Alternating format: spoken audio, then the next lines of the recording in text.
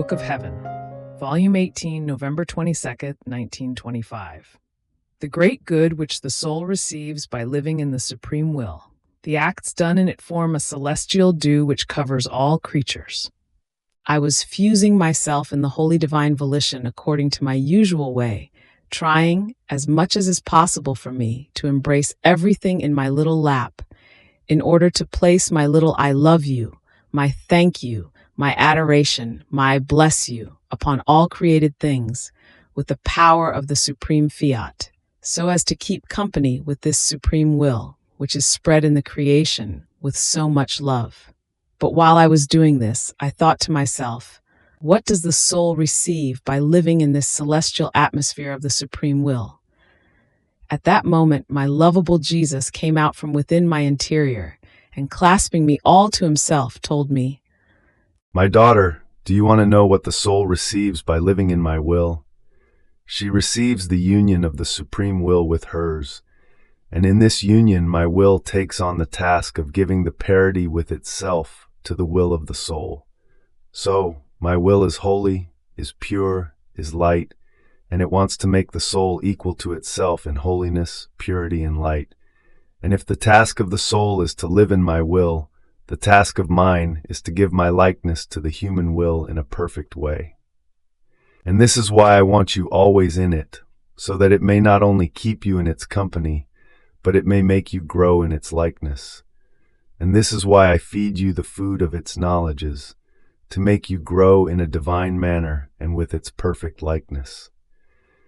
And it is for this reason that my will wants you always with itself, wherever it operates, that it may give you the act of its operating, the value which the operating of a divine will contains, and you may receive it."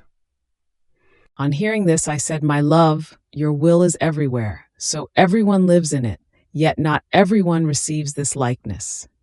And Jesus immediately added, "And what does this has to do with it, my daughter? It is true that all live in my will, because there is not one point in which my will is not present, but almost all live in it as foreigners, or as mercenaries, others by force, others as rebels. These live in it but do not know it, nor do they know its goods. On the contrary, they are the usurpers of that very life which they have received from my will. Each act of these is a dissimilarity that they acquire between their will and that of their Creator.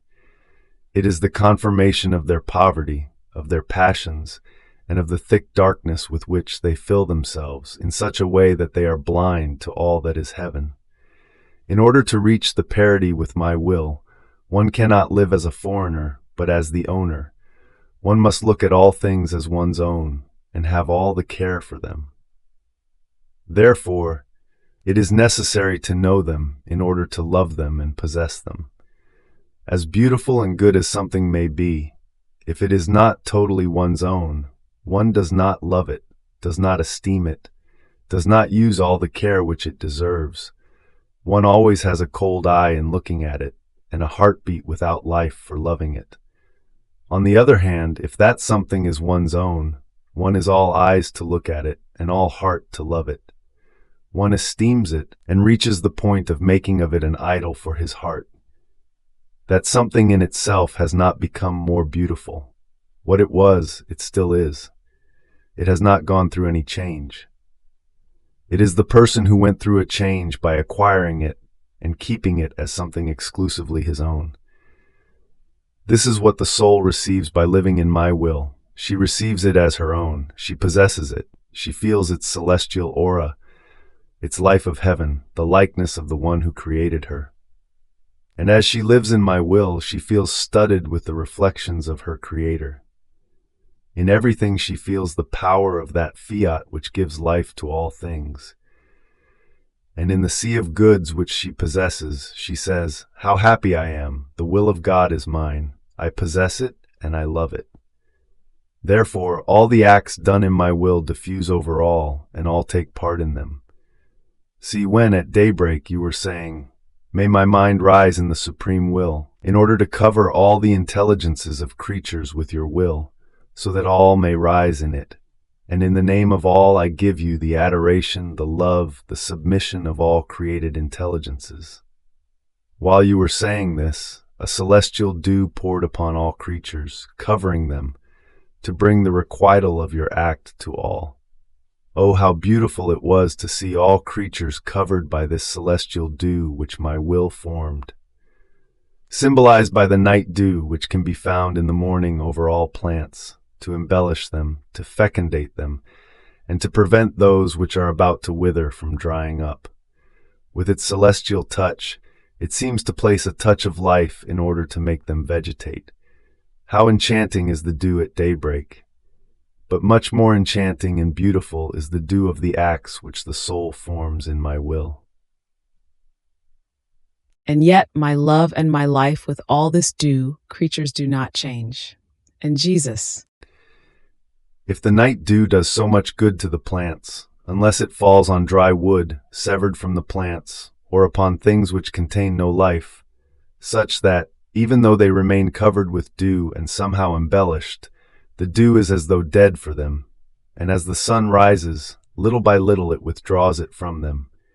Much more good does the dew which my will makes descend upon souls, unless they are completely dead to grace. And yet, by the vivifying virtue it possesses, even if they are dead, it tries to infuse in them a breath of life. But all others, some more, some less, according to their dispositions, feel the effects of this beneficial dew.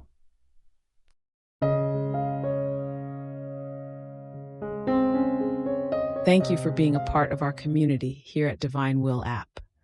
If you enjoy listening to Jesus' lessons on how to live in the divine will, please give this video a thumbs up.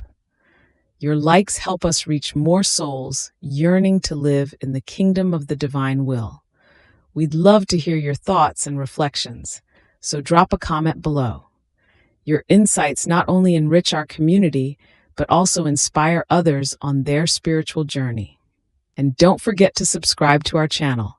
By joining us, you're helping to spread the news of the kingdom of the divine will, so that together we can bring His kingdom to reign on earth as it is in heaven. In the divine will, always.